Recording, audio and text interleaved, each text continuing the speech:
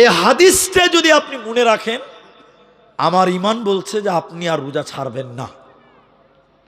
Member বুঝেন? Member এরা হেনা বলে না, আরে তৃণমূলের মেম্বার লয়, মসজিদের মেম্বার।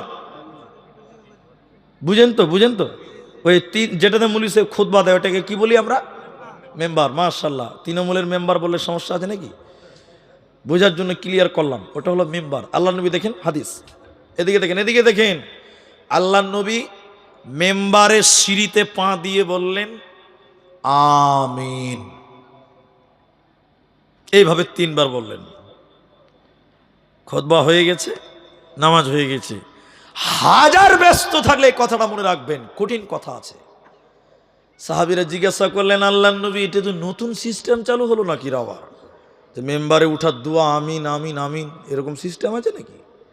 নবীজি বললেন না না, আমি আমিন বললাম কেন, এর চাইতে গুরুত্ব আর কি হতে পারে। নবীজি তখন বলছেন দেখো দেখো দেখো, জিবরাইল বলছে যে ব্যক্তি রমজান মাস পেল অথচ নিজের গুনাহকে পাপকে মার্জনা করে নিতে পারল না, মিটিয়ে নিতে পারল না, জিবরাইল বলছেন আল্লাহ তুমি তাকে ধ্বংস করো, তার নাককে ধুলিমুলিন করে দাও, ওকে বরবাদ করে ধ্বংস করে দাও।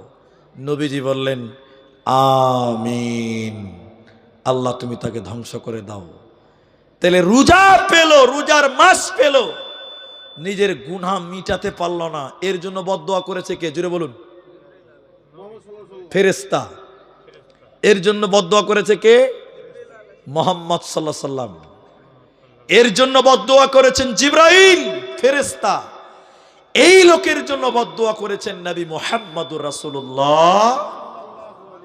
তাহলে রমজান মাসে কোমরে দড়ি বেঁধার মতন করে শক্ত করে আল্লাহর কাছে কান্না কাটি করে ইবাদত বন্দেগী করে জীবনের গুনাহ মাপ নিতে হবে, নিতে হবেই হবে। এবার পদ্ধতিটা আপনাকে